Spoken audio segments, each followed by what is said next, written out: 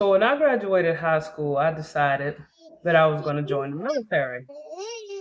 And, I had four options. Is the Army, the Navy, the Marines, and the Air Force. And I did my research on all four. One thing that was consistent is the Air Force was considered the absolute best. So I set my goals on that. I decided, yeah, I'm going to join the Air Force. I finished boot camp, I finished additional training and all that good stuff. And I was told that out of all four branches, that the Air Force was always like the top of the line on everything, and especially when it came to food. So here I was at the dining facility, and I was not impressed. Now it's kind of not fair. My mom was a very good cook. She cooked breakfast, lunch, and dinner, and she taught me how to cook as well. So I can tell the difference between, someone actually using whole ingredients or like prepackaged foods because I kind of grew up in the kitchen. To the extent of how terrible this food was, I just thought it was really unnecessary.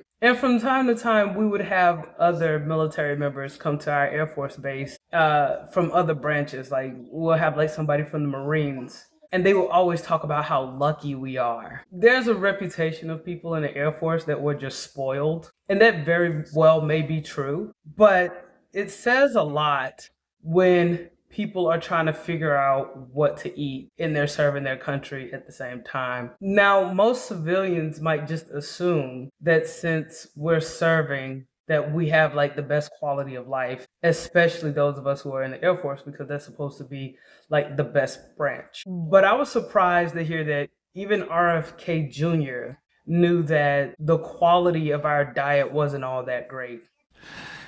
The military and the VA also are changing. Now, this week I met with a guy, Chef Robert Irvine, who is a television chef. He's been hired by Pete Hegseth to come in and change all the military meals. Military, and he's already on 5 bases. By the end of this month, he'll be on 20. What he's done is the food that we give our military is so bad, they won't eat it. So they're going out and they're spending their money on fast food. And fast food is not cheap. A Big Mac meal costs $12 to $14. It's not a cheap meal. You can get a really good food for that price. You could feed yourself the whole day for that price with good food. Mark Hyman's new book has a diet, $10 a day diet, 3 meals, great food. So when I was done with additional training and I was finally assigned to my first duty station, I could not wait to move off base. And when I did, I made sure that I cooked all my meals. Now, I thought cooking all your meals was just something that you did, especially as young women. I assumed that all young women were being taught how to cook by their mother. And I learned that that's not true.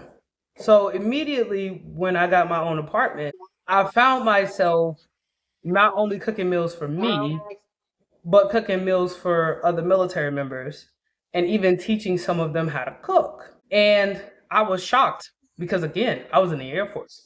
This was supposed to be like top tier, right? So I thought, since we're so smart and we're so gifted in everything else, cooking is one of those basic things you have to do to survive and to be a functional adult.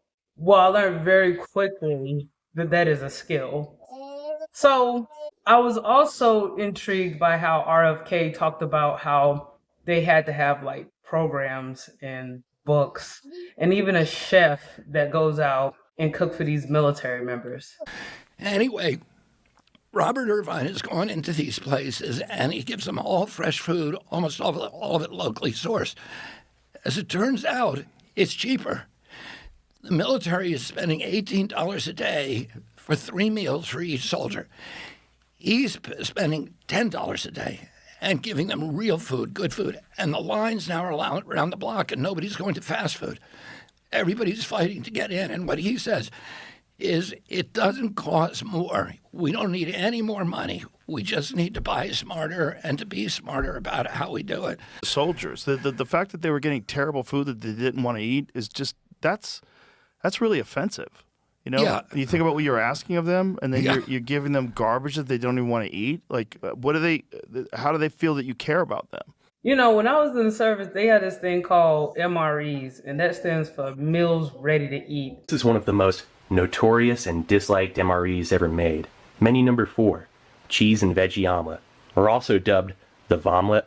They come in this like brown package thing, and it makes sense for you to eat them when you're on the go because you're supposed to like it's like this brown bag and it has these foods that give you like a lot of calories to keep you moving. And they taste awful.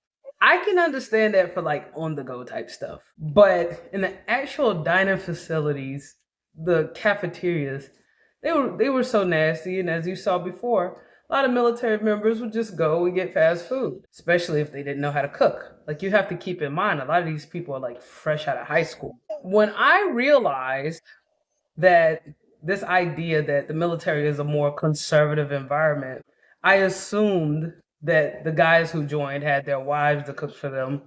And then the women who joined probably, well, most likely grew up in a conservative environment where, like me, their mothers taught them how to cook. But when I learned that these are just a bunch of kids who are afraid of student loans just like me, I was like, okay, uh, this might not be the place for me.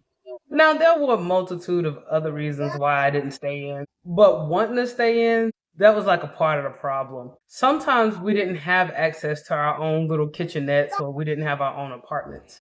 And unfortunately, a portion of our check will be deducted for the meals that they would provide for us. And the amount of money they would spend on these meals was ridiculous. Like RFK said, they were spending more than $18 a day when they could have been spending $10 a day for much healthier meals. And in my mind, I was like, duh, especially for the Air Force. I'm like, everybody knows you go to the grocery store, you go to the local market to eat. But then I learned that wasn't common knowledge. I really appreciate Joe Rogan having him on. I'm glad that he's bringing awareness to this because most military members are disgruntled because they thought that the service will at least have good food options for them.